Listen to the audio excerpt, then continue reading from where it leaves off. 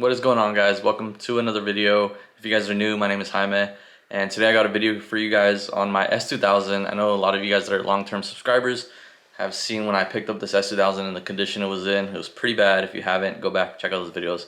It was terrible. But anyways, leading up to this track day I did this weekend, I did a whole lot of maintenance and upgrades to the S2000, and I did some videos on it but accidentally lost them. So anyways, here we are. I'm just going to give you guys a quick update on what I've done to the S2000 before getting to the track day, and then we'll go ahead and jump into the track videos. So leading up to the track day, what I've done recently is new track pads. I went with Power Stop track pads, high recommendations for a good price. They did phenomenal. I had no issues. I obviously wasn't pushing the car super hard, but they did great. Really liked them. We did stainless steel brake lines, new brake fluid, new clutch fluid, new oil change.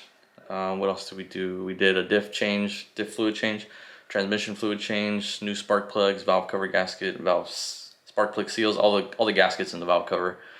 We did a new sway bar. We did the Megan, I think it's pronounced Megan sway bar with new end links. My previous sway bar was bent because if you guys don't know, the S2000 was in a front driver's side collision, so that sway bar was touching, the end link was rubbing up against the coilover, so we went ahead and got a new sway bar and end links, so now it's good. We also did a new lower control arm, or a pre-owned lower control arm on the driver's front side. It was bent, so got all that stuff changed, did an alignment looked good. We just did like a base alignment, so just no camber, because I wanted to make sure the car was driving straight, because up until this point it was pulling to the left, so now it's driving straight. But anyways, I took it to the track like that with no camber.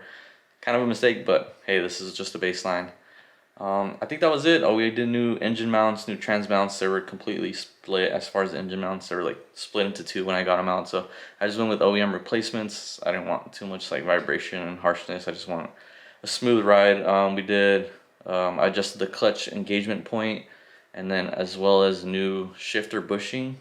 The OEM one is like a plastic bushing. We went to a brass one from Renegade Motorsports, Renegade. So the brass one feels a lot better. So we did a whole lot of stuff, a whole lot of maintenance. The car is running great.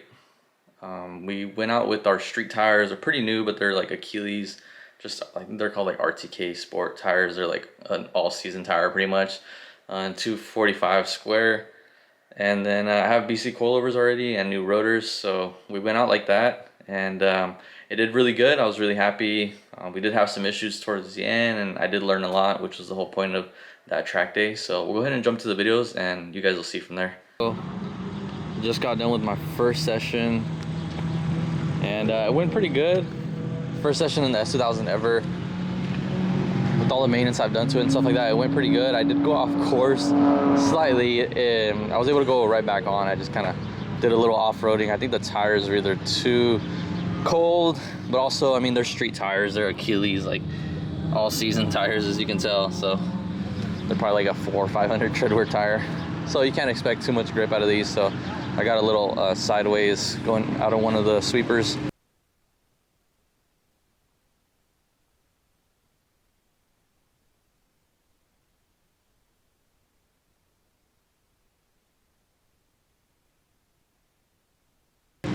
But so far it's going good. The car's running really well. The shifting feels really good. The motor sounds good. Everything just feels really smooth.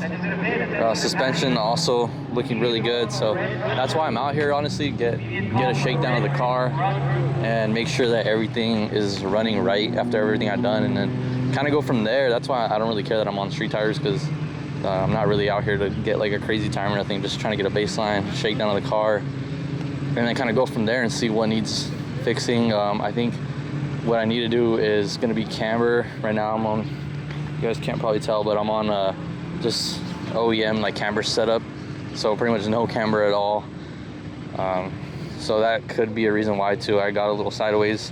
So the car's running really good now. Tire pressures are about 32 hot. The track's pretty warm now, so the car's handling a lot better, and I feel a little bit more confident. So everything's been going good. This is probably the best session out of all the ones I've done all day, except for one thing. This last session, I could feel the car was cutting out in power when I was full throttle.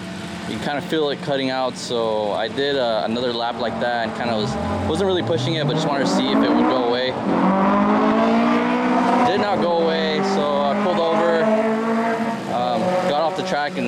kind of looking over the car right now. It sounds perfectly fine. No check engine lights. The motor's running really smooth. No knocking. Oil temp's good. The oil level is good. Coolant is fine. So I'm a little bit lost, except for when I hit the throttle a little bit. You can hear a little bit of ticking. I don't know if you guys will hear it.